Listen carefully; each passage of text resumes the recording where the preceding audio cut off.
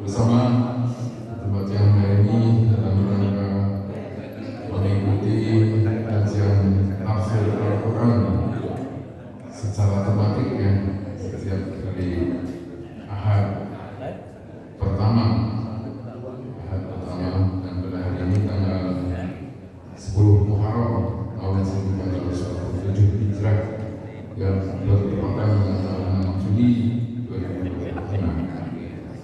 Semoga kajian pada saat ini dapat meningkatkan keimanan kita di dalam kebaikan.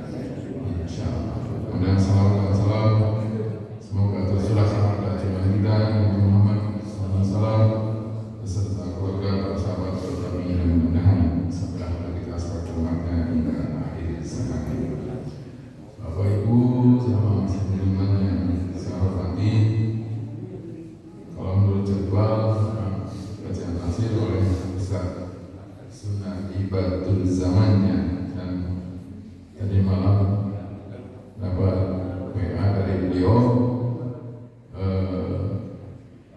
menginformasikan bahwa kondisi sakit yang demam, jadi pada pagi hari ini tidak bisa hadir, dan sebagai pengganti beliau insya Allah akan disampaikan oleh Bapak PKM Nurul ya, Bapak Insinyur Haji Wahid Saruli MM, dan alhamdulillah sudah berada di tengah-tengah kita. Materinya pada tadi atau yang baik saya serahkan kepada beliau. Mari kita simak bersama, semoga apa yang kita sampaikan akan menambah ilmu bagi kita, meningkatkan keimanan dan kualitas ibadah sehari-hari. Di akhir masalah yang tidak percayaan dari para jemaah, insya Allah akan dijelaskan oleh Pak Ketua DPR. Untuk hari ini tidak ada kopi bersama ya, karena bertepatan yang tanggal 10 Muharram. Jadi banyak jamaah yang sedang melaksanakan salat sunat, Asyura.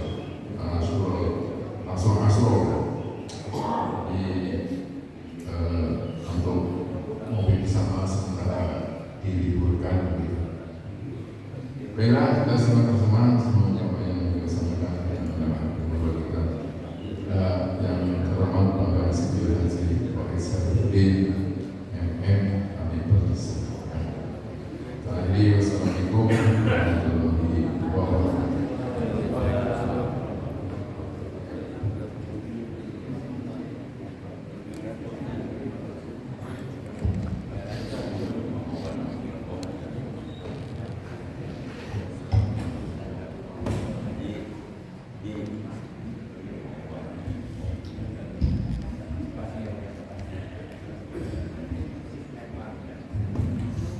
Bismillahirrahmanirrahim. Assalamualaikum warahmatullahi wabarakatuh. Innal hamdalillah nahmaduhu wa nasta'inuhu wa nastaghfiruh wa na'udzu billahi min shururi anfusina wa min sayyiati a'malina. May yahdihillahu fala mudilla lahu wa may yudlil fala hadiya lahu. Asyhadu an la ilaha illallah la syarika lahu wa asyhadu anna Muhammadan 'abduhu wa rasuluhu la nabiyya ba'dahu. Allahumma shalli ala Muhammadin wa ala alihi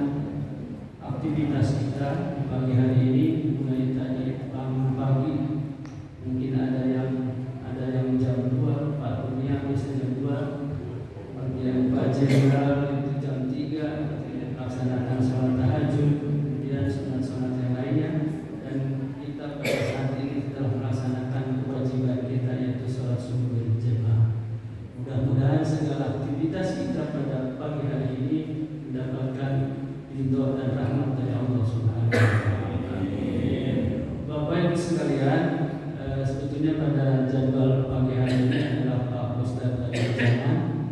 Saya sebagai pengganti, ya ini hanya untuk mengisi saja di waktu yang barangkali karena pada jadwal minggu ini adalah pembahasan tafsir. Saya ingin mencoba juga menyampaikan salah satu ayat tafsir di dalam surat At-Takwir. Ini suatu pertanyaan yang sangat sederhana bagi kita, terutama ini di dalam rangka bagaimana kita dalam mengarungi kehidupan ini, tidak mau kemana, kemudian akan kita kemana, bagaimana kita menyikapi cara hidup ini. Jadi ada suatu pertanyaan terutama di dalam Al-Quran surat At-Takwir tadi, ya sangat sederhana pertanyaannya, itu Fa'aina tadhhabun, hendak kemana kamu akan pergi. Namun pertanyaan ini sangat mendalam dan ini perlu jawaban yang sangat pasti bagi kita, karena kadang hidup kita itu pasti ada tujuan. Contoh ketika kita ingin melakukan perjalanan mau kemana saja, misalkan ditanya nih Pak Kurnia nih, Pak Kurnia mau kemana? Misalkan gitu, tujuannya, misalkan gitu, mau ke sate mana mungkin itu teh, belum. Kemudian dengan siapa akan pergi? Kan itu pertanyaan akan berkembang gitu ya. Jadi perkembangan yang pertanyaannya akan berkembang. Dengan siapa akan pergi? Apa tujuannya pergi? Apakah mau beli sate atau hanya jalan-jalan saja? Seperti itu. Kemudian berapa lama perjalanan kita ke sana? Itu pertanyaan akan terus berkembang. Kemudian bawa bekalnya ke uangnya kan? Jangan-jangan uang sekarang di dalam mobil. Seperti itu. Ya. Karena pernah Pak Kurnia ini ngajak jajan ke saya, gitu. Bawa uang cash, gitu. Uangnya banyak kan? Tapi ketika mau bayar ditolak. Gitu. Ini luar biasa gitu. Jadi kan berarti ada sesuatu yang kan harus ada tujuan. Makanya ketika kita juga dalam hidup ini seperti itu. Mau bawa apa? Bekal seperti apa yang supaya diterima itu bekal itu. Ini yang perlu kita harus dalami, terutama dalam bagaimana kita menyikapi hidup. Nah begitu juga di dalam pertanyaan di dalam Al-Quran ini. Jadi pertanyaannya sederhana, hendak kemana kita akan pergi? Pertanyaan ini membutuhkan jawaban yang tidak ada jawaban yang tepat kecuali jawabannya yang ada di dalam Al-Quran juga. Jadi Fa'aina tadhhabun, ini jawabannya ada di dalam surat Al-Maidah ayat 48. Jawabannya sederhana juga. Ilallahi marji'ukum jami'an. Hanya kepada Allah kamu semua akan dikembalikan. Nah, gitu ya. Jadi pertanyaannya sederhana. Mau kemana kalian? Ilallahi marji'ukum jami'an. Hanya kepada Allah kamu semua akan dikembalikan. Nah, ayat ini mengingatkan kita bahwa kemanapun kita pergi, setinggi apapun jabatan kita, sebanyak apapun harta kita, secantik apapun istri kita, akhirnya kita akan ditinggalkan. Gitu ya. Jadi manusia itu harus kembali menghadap kepada Rabb-Nya di akhir nanti untuk mempertanggungjawabkan amalan-amalannya. Nah, jadi dunia ini tidak bisa kita jadikan sebagai tujuan hidup. Ya. Jadi karena kenyataannya tidak ada manusia yang merasa cukup dengan hartanya, walaupun harta ini sudah melimpah.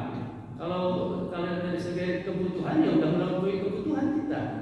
Kemudian jabatan tinggi kita, dia senantiasa merasa kurang dan kurang saja. Dia merasa tidak puas dengan kenyataan yang ada. Jadi kadang-kadang kita tidak mensyukuri nikmat yang Allah berikan kepada kita. Contoh aja nikmat sehat kita itu luar biasa. Nah, ketika kita itu bisa sadar bahwa itu nikmat sehat itu nikmat, sangat nikmat ketika kita sakit. Ya. Kalau ketika sehat diberi makanan apapun enak ya. Yang kada double cabai enak. Ya,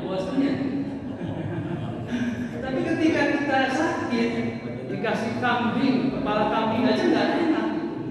Nah ini nikmat iman ini yang kadang-kadang kita tidak syukuri. Makanya nikmat sehat ini sangat penting bagi kita, terutama dalam kehidupan ini. Nah, sebetulnya kita akan merasa kurang dan kurang saja. Makanya ini sebetulnya memang kalau dunia ini bukan tujuan hidup, karena dunia itu merupakan sarana untuk nanti mencapai tujuan hidup. Jadi tujuan hidup kita itu akhirat. Jadi dunia ini adalah sarana. Maka ketika kita punya harta, bagaimana harta ini digunakan untuk sebesar-besarnya manfaat untuk akhirat. Ketika kita memiliki jiwa yang sehat, badan yang sehat, maka kita manfaatkan badan kita, jiwa kita itu untuk semata-mata menuju akhirat. Ibadah kita ketika sehat, mumpung sehat sok ke masjid. Dari kesehatan sampai ke masjidnya. Gitu. Jadi kita harus paksakan ketika kita masih tubuh kita sehat, mumpung masih jag-jag. Aritos rarempo makan sesah, Pak. Jalan gitu sesah itunya. Nah, mumpung kita masih sehat, kita manfaatkan. Bagaimana kita memanfaatkan hidup ini untuk sebesar-besarnya manfaatan nanti di akhirat. Nah ini barangkali Bapak sekalian. Nah kemudian kalau kita perhatikan, misalkan kita saja misalkan sudah makan pagi-pagi, ketika ada yang nanya, ya, ditanya, mengapa pagi-pagi kita makan? Sudah makan? Jawabannya biar kita kuat, punya tenaga. Seperti itu. Kemudian ditanya lagi, kalau pertanyaan itu berkembang terus, untuk apa kamu kuat? Jawabnya mau bekerja. Kemudian ditanya lagi, untuk apa kamu bekerja? Jawabannya supaya memiliki uang. Kemudian ditanya lagi, untuk apa uang itu? Jawabannya untuk makan. Untuk apa makan? Jawabnya supaya kuat lagi. Untuk apa kamu kuat? Jawabannya untuk bekerja. Kemudian untuk apa kerja? Untuk mendapatkan uang. Jadi kehidupan itu muter gitu seperti itu. Jadi sekitar itu aja muter. Kehidupan itu namanya kehidupan. Jadi tidak akan ada puas-puasnya. Jadi itu. Jadi kalau melihat dari kehidupan dunia ini, jadi hanya terbatas, gitu, terbatas. Nah itulah gambaran dunia. Ternyata muter seperti itu, gitu. Tidak ada ujungnya, gitu. Kemudian sekarang itu hendaklah manusia sadar bahwa harta, kemudian kekayaan bukan tujuan hidup, tetapi merupakan sarana hidup untuk menuju kebahagiaan akhirat. Gitu ya. Jadi akhir perjalanan hidup manusia harus kembali kepada Allah Subhanahu wa taala. Berpulang kehadirannya, dunia tidak bisa dijadikan sebagai tujuan, sebagai firman Allah Subhanahu wa taala di dalam surat Al-Hadid. Ketahuilah bahwa sesungguhnya kehidupan dunia ini hanyalah permainan dan suatu yang mengabaikan, perhiasan dan bermegah-megahan antara kamu, serta berbangga-banggaan tentang banyaknya harta dan anak, seperti hujan yang tanam-tanamannya mengagumkan para petani, kemudian tanaman itu menjadi kering dan kamu lihat warnanya kuning kemudian menjadi hancur, dan di akhirat nanti ada azab yang keras dan ampunan dari Allah serta keridhaannya, dan kehidupan dunia ini tidak lain hanyalah kesenangan yang menipu. Jadi dunia ini adalah kebahagiaan yang ada di dunia ini, kebahagiaan yang semu. Sehingga kita harus melihat bagaimana tadi melibatkan segala potensi yang ada di dalam kehidupan ini semata-mata untuk kebahagiaan akhirat. Nah ini juga diriwayatkan dari Ibnu Abbas yang berkata bahwa Rasulullah SAW bersabda, seandainya seorang anak ada memiliki satu lembah emas, tentu ia akan menginginkan dua lembah lainnya, dan sama sekali tidak akan memenuhi mulutnya atau merasa puas selain tanah, yaitu setelah mati, dan Allah menerima taubat orang-orang yang bertobat. Nah, ini kesempatan di bulan Muharram ini adalah bulan yang sangat istimewa. Ini kita memanfaatkan sebaik-baiknya dalam rangka bagaimana kita mendekatkan diri kita kepada Allah Subhanahu wa taala dengan berzikir, dan alhamdulillah barangkali di zaman ini saya kira tadi sudah tidak ada sarapan pagi ya, dan mudah-mudahan bisa melaksanakan yang ada kesempatan untuk melaksanakan saum pada hari ini. Saya kira ini sangat baik karena pahalanya dilipat gandakan oleh Allah Subhanahu wa taala. Karena saum di bulan Muharram ini adalah paling utama setelah bulan Ramadan. Jadi ini sangat luar biasa pahalanya. Kemudian kita harus senantiasa memperbanyak zikir kepada Allah Subhanahu wa taala dan bertobat kepada Allah Subhanahu wa taala di bulan Muharram ini, kesempatan yang paling baik ini. Hadirin nikmatul iman rahimakumullah. Kemudian pertanyaan selanjutnya kan berkembang, hendak kemana? Kemudian kemana tujuan kita? Nah, tujuan kita akhirnya itu akhirat. Jadi tujuan kita itu adalah di akhirat nanti. Jadi kebahagiaan. Jadi ini Allah Subhanahu wa taala berfirman, "Wattaqu yawman turja'una fihi ila Allah, tsumma tawaffa kullu nafsin ma kasabat wa hum la yuzlamun." Dan pelihara dirimu dari azab yang terjadi pada hari yang pada waktu itu kamu semua dikembalikan kepada Allah. Kemudian masing-masing diri diberi balasan yang sempurna terhadap apa yang telah dikerjakannya. Sedangkan mereka sedikit pun tidak dianiaya atau dirugikan. Nah, ini surah Al-Baqarah ayat 281. Nah, kita harus takut kepada Allah Subhanahu wa taala. Jadi ketika kita akan kembali kepada Allah Subhanahu wa taala, yaitu di hari kiamat nanti, tatkala kita dihadapkan kepada Allah untuk membuat perhitungan amalan kita. Lalu Dia memberi balasan setiap orang dengan amal dan perbuatan yang baik ataupun yang buruk tanpa ada unsur ketidakadilan yang dia alami. Jadi di pengadilan Allah Subhanahu wa taala itu sangat adil, karena Allah Maha Adil. Jadi berhitungan segala perbuatan kita di dunia ini akan dibalas oleh Allah Subhanahu wa taala dengan seadil-adilnya.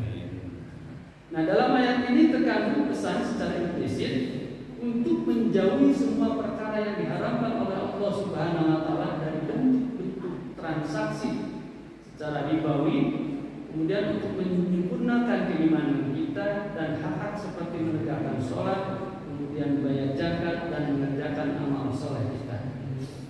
Di Allah Subhanahu wa taala berfirman, "Kaifa takfuruna billahi wa kuntum amwatan summa yumitukum."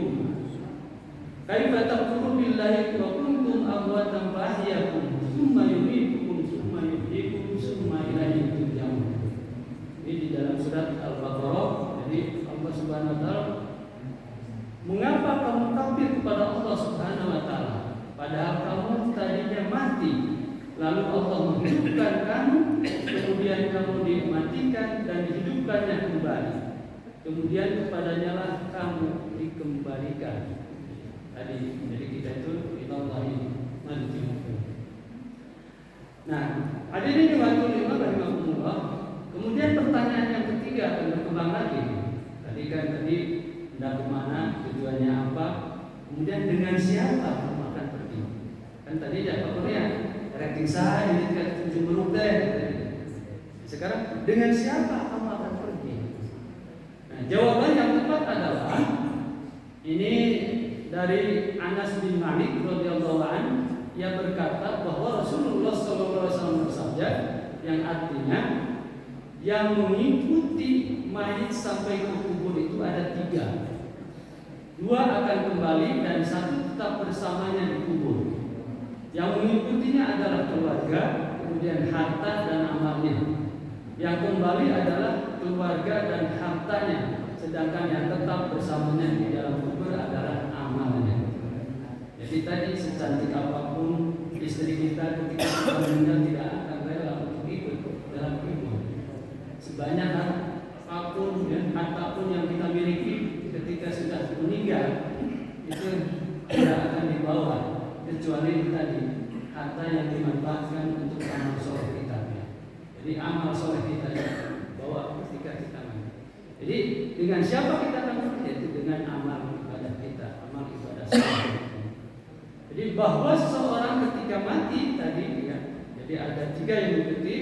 Pertama adalah keluarga, yaitu sanak saudara, kemudian kerabat, begitu pula sahabat-sahabat kita, dan kenalan-kenalan kita mungkin ya akan mengantarkan ke kubur kita. Kemudian kedua adalah hartanya. Ketiga adalah amalannya, yaitu amal baik dan buruk yang pernah ia lakukan. Kemudian keluarga dan harta tadi akan kembali. Yang tersisa hanyalah amal yang menemani dia di dalam kubur kita. Oleh karena itu, mumpung kita masih sehat, mumpung kita masih diberi kesempatan oleh Allah Subhanahu wa taala, kita sama-sama untuk senantiasa melaksanakan amal soleh kita, meningkatkan ibadah kita, meningkatkan takwa kita kepada Allah Subhanahu wa taala. Jadi ibadah itu bukan hanya sholat toreknya, sholat, puasa, zakat, tidak seperti itu.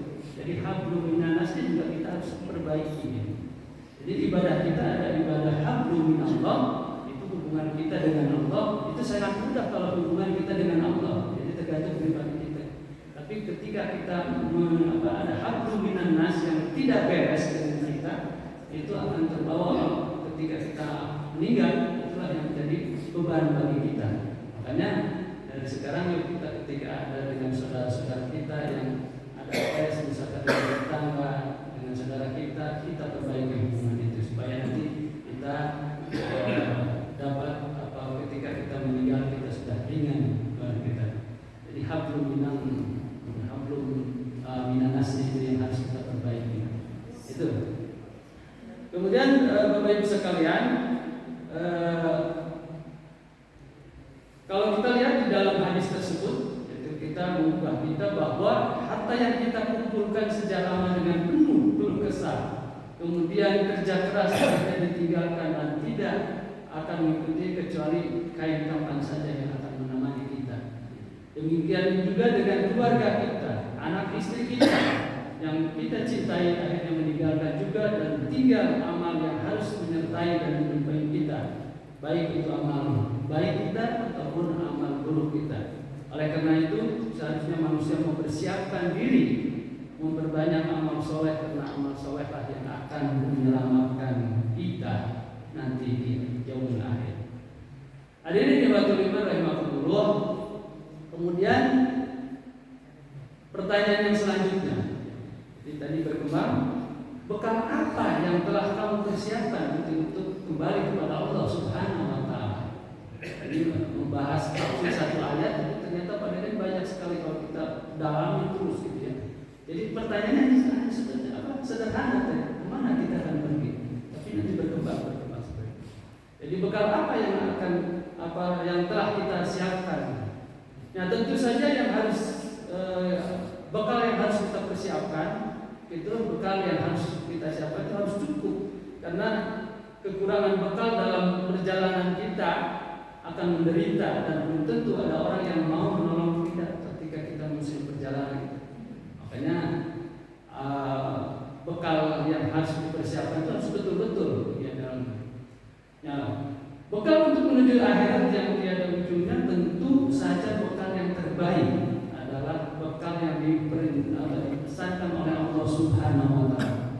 Ini ada di dalam surat Al-Baqarah ayat 197, wa tajawwadu fa inna khairu zadi taqwa. Berbekalah dan sesungguhnya sebaik-baiknya bekal adalah takwa. Ya, gitu ya. Jadi bekal kita itu tadi takwa untuk mempersiapkan nanti kebahagiaan di akhirat ini. Kemudian pamankan yarju liqa'i rabbih fal ya'mal amalan shalihan wa la yusyrik bi ibadati rabbi ahad. Barang siapa mengharap perjumpaan dengan Tuhannya, maka hendaklah ia mengerjakan amal yang soleh dan janganlah ia mempersekutukan seorang pun dalam beribadat kepada Tuhannya. Jadi kalau kita perhatikan tadi ayat pertama, wa tajawwadu fa inna khairal zadi taqwa. Jadi menunjukkan bahwa bekal ketakwaan yang paling utama untuk dijadikan bekal untuk menghadapi kehidupan yang abadi. Kemudian ayat yang kedua menunjukkan bahwa siapa yang akan menghadap Rabb-Nya, persiapkanlah amal soleh dan jangan sekali-kali menyebutkan Allah Subhanahu wa taala. Jadi bekal yang harus kita persiapkan tadi yaitu ketakwaan kita, kemudian amal soleh. Kemudian berkembang lagi pertanyaan berikutnya, berapa lama kamu akan tinggal di sana? Dari pertanyaan tadi berkembang terus, berapa lama kita tinggal di sana? Jadi perjalanan manusia di dunia ini ada batasnya. Demikian juga perjalanan hidup pasti berakhir dengan kematian. Mereka yang berumur panjang, kalau manusia itu dibatasi. Sekarang paling banter ya, umur manusia rata-rata kita itu 60-80. Sekarang sudah jarang yang 100 ya. Siapa di sini yang udah 100? Belum ada ya? Belum kan? Jadi paling 80, 85, 90 lah paling banter. Imam berapa ya? 46 Pak. Tuh 46. Dibalik Jiwanya sih 40. Bagus ya. Alhamdulillah. Jadi dibatasi gitu. Jadi hidup itu terbatas. Kalau sekarang di rata-rata udah 60 ya. Jatahnya paling lama kan 20 tahun lagi kalau mencapai 80 gitu juga ya. Itu jatahnya 40 tahun lagi. Oleh karena ini sangat-sangat terbatas gitu ya. Jadi kehidupan, jadi sedangkan kehidupan akhirat nanti kekal dan abadi di ujungnya. Khalidina fiha. Jadi kekal dengan orang yang meraih kebahagiaan, mereka akan kekal dan abadi di surga dengan segala kenikmatannya. Sementara orang yang kafir akan kekal di neraka dengan segala penderitaannya. Jadi kalau hukuman penjara dunia itu paling lama 15 sampai 20 tahun ya, atau dihukum seumur hidup gitu ya. Kalau penjara ini, sementara di neraka itu bukan 1000 tahun atau 1.000.000 tahun, tapi abadi. Dia ada ujungnya. Kalau di nanti akhirat seperti itu. Kemudian Allah Subhanahu wa taala berfirman di dalam surat Al-A'raf ayat 36, dan orang-orang yang mendustakan ayat-ayat kami dan menyombongkan diri terhadapnya, mereka itu penghuni-penghuni neraka, mereka kekal di dalamnya. Jadi kekal itu nanti kalau kita kehidupan akhirat yang kekal, tidak ada ujungnya. Jadi kalau kehidupan dunia sangat-sangat terbatas. Ada ini nikmatul iman dari rahmatullah. Ini tak untung atau ukur. Ya, tangguhlah karena hujan kita sambil ngabuburit untuk bahasa. Ya ada tuntaskan saja karena ada pertanyaan yang kaitan terus. Kemudian yang pertanyaan berikutnya, adakah orang yang dapat diminta pertolongan di sana? Nah, pada saat itu tidak ada seorang pun yang dapat menolong mereka karena mereka sibuk dengan urusan masing-masingnya sebagaimana firman Allah Subhanahu wa taala di dalam surat Al-Baqarah yang kadang-kadang saya bacakan di subuh ya. Yauma yafirru al-mar'u min akhihi wa ummihi wa abihi wa sahibatihi wa banihi likulli imri'in minhum yawma idzin sha'nun yughnihi. Jadi pada hari ketika manusia lari dari saudara-saudaranya, dari ibu dan bapaknya, dari istri dan anaknya, setiap orang dari mereka pada hari itu mempunyai urusan yang cukup menyibukkan. Jadi ketika nanti di hari akhirat, tidak ada seorang pun yang bisa menolong. Mereka sibuk masing-masing. Istri akan sibuk dengan diri sendiri, suami akan sibuk, anak akan sibuk. Tidak akan ada yang menolong. Kemudian yauma la yanfa'u malun wala banun illa man ata Allah biqalbin salim. Yaitu di hari harta dan anak-anak laki-laki tidak berguna sama sekali kecuali orang-orang yang menghadap Allah dengan hati yang bersih. Illa man ata Allah biqalbin salim. Ya. Nah, ayat tersebut menunjukkan bahwa harta kemudian anak tidak bermanfaat bagi siapapun dari hamba-hamba dan tidak dapat diandalkan kecuali orang-orang yang menghadap Allah dengan hati yang bersih dari kekafiran, kemudian kemunafikan dan tindakan-tindakan kenistaan. Bapak, ibu, anak, dan saudara mempunyai kesibukan masing-masing untuk mempertanggungjawabkan dirinya kepada Allah Subhanahu wa taala. Jadi pada saat itu tidak ada seorang pun yang menolong kecuali amal kebaikan kita. Ya.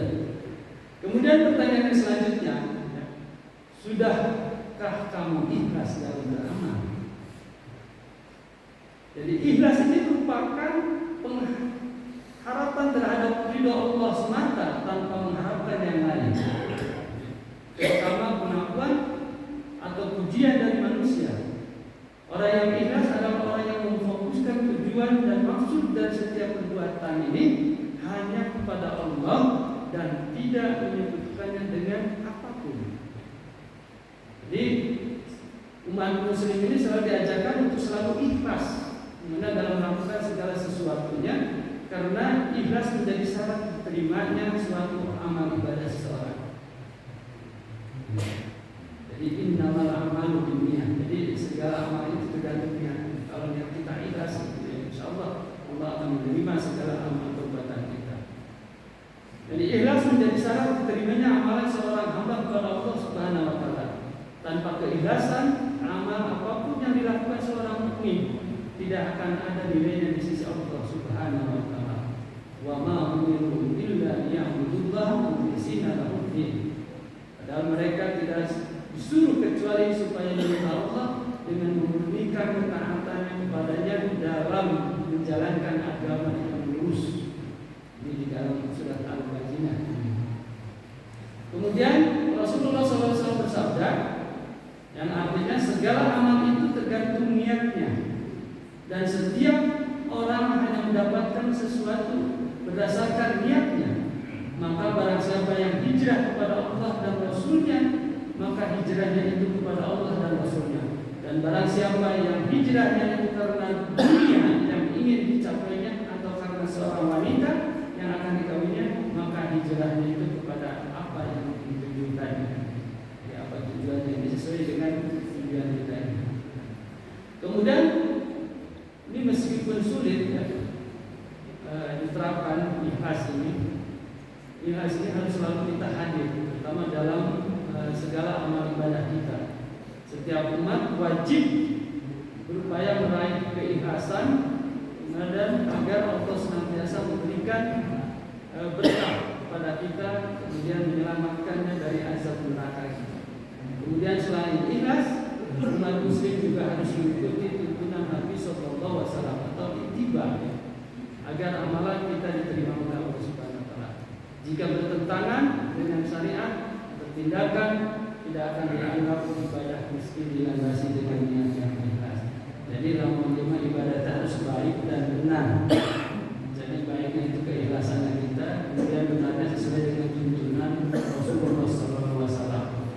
Jadi kalau kita niatnya baik, tapi kalau tidak sesuai dengan tuntunan Rasulullah SAW, itu tidak akan nilainya ya, kurang.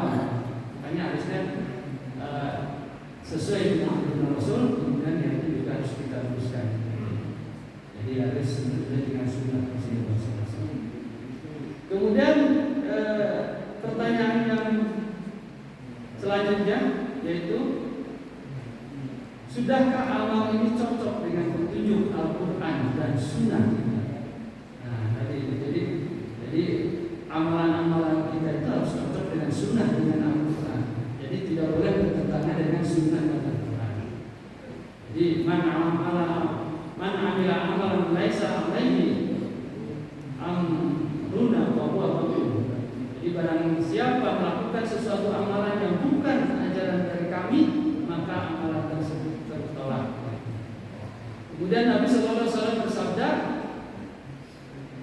taraktu fikum amrayni lan tadallu ma tamassaktum bihima kitabullah wa sunnat Rasulullah. Aku telah tinggalkan kepada kamu dua perkara, kamu tidak akan sesat selama berpegang kepada keduanya, yaitu Alkitab dan As-Sunnah.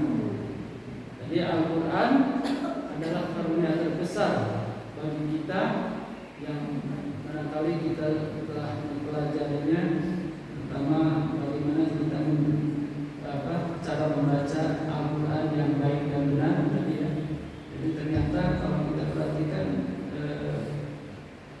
terutama usia-usia ini sulit, ya. Sulit untuk mengucapkan, walaupun sudah kebiasaan kita. Tapi dengan kesulitan itu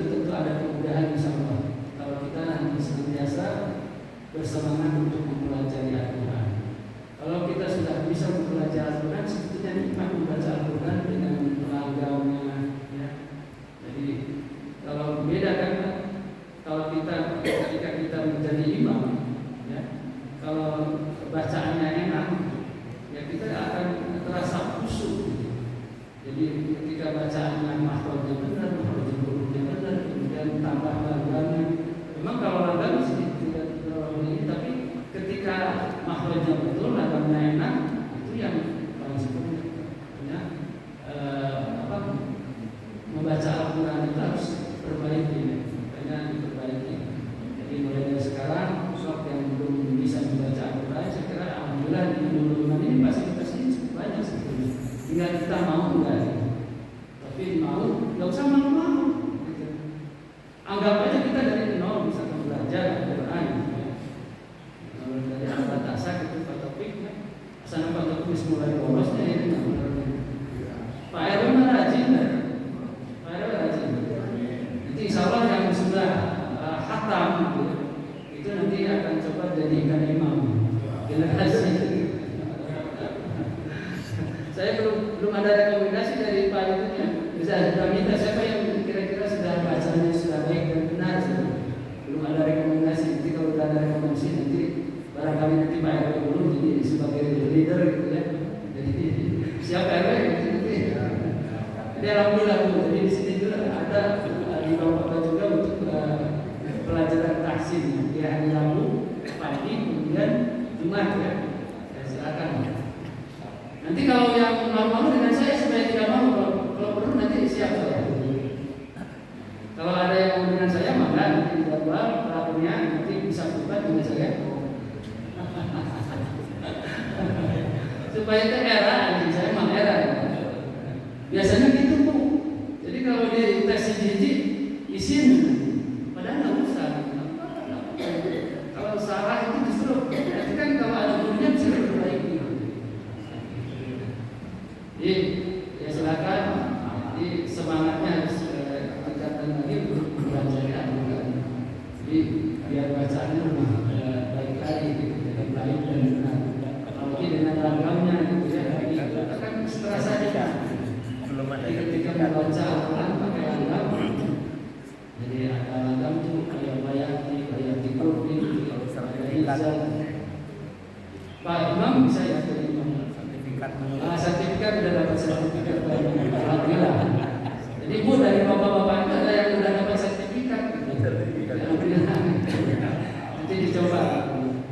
Jadi nanti itu jadwal saja. Kan itu ada 6 hari. Ini yang baru terisi baru 4 nih. 4 orang. Jadi kalau bisa satu hari ganti-ganti. Ditambah lagi nanti yang bisa jadi imam. Ya nanti semangat untuk masjidnya gitu ya. Gitu ya. Itu dalam rangka bagaimana kita menyiarkan ini adalah Al-Quran. Ini Al-Quran ini saya kira luar biasa gitu ya. Kalau kita dibaca gitu, ketika kita punya masalah misalnya baca Al-Quran. Jadi hati kita akan tenang gitu ya. Di program-program kehidupan ini kadang-kadang kalau kita tidak bisa mengatasi bisa jadi stres. Jadi untuk mengatasi supaya tidak stres itu dekatkan diri kita dengan Al-Quran.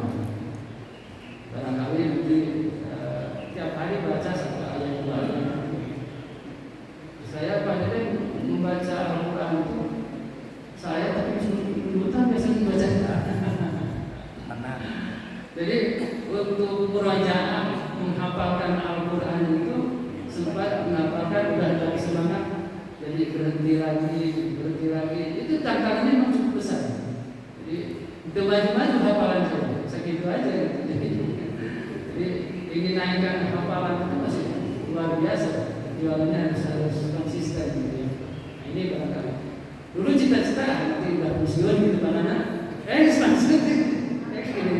SND kita mulai dulu masih kerja, kemudian Islam banyak waktu. Akhirnya banyak waktu itu tenis meja beda di teleponannya buka kuliah. Kalau saya itu mengerjakan saya kering, Pak sudah tenis meja siap gitu kan. Karena tadi sebentar bari pekerjaan Pak Turunnya. Jadi bari menghafal Al-Quran nggak apa-apa. Jadi istirahat menghafal Al-Quran. Harusnya seperti itu. Jadi dimanapun kapanpun itu bisa dibaca dengan Al-Quran. Itu karena jadi sambil sepedaan bari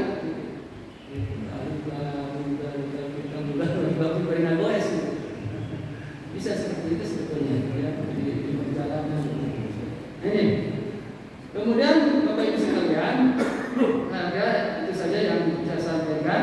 Jadi mudah-mudahan ini sebagai pengganti ini satu ayat tapi sangat mendalam. Jadi kemana kita akan pergi dan itu ujung-ujungnya itu untuk kebahagiaan akhirat kita.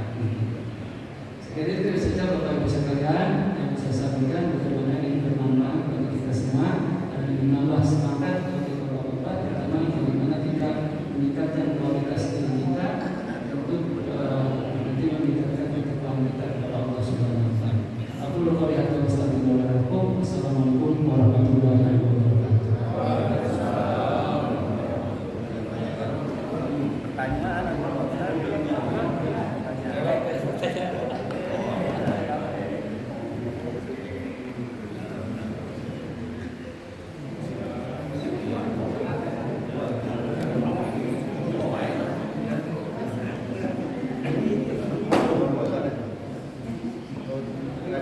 terima kasih.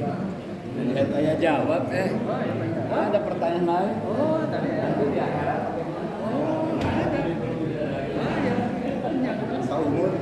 Pertama pertanyaannya enggak jelas.